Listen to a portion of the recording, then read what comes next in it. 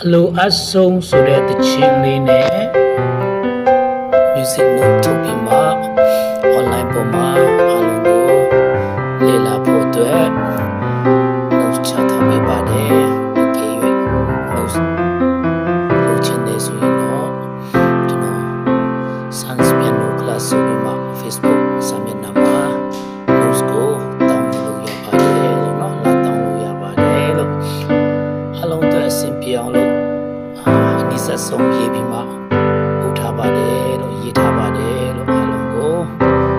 အဆင်ပြေကြပါစေ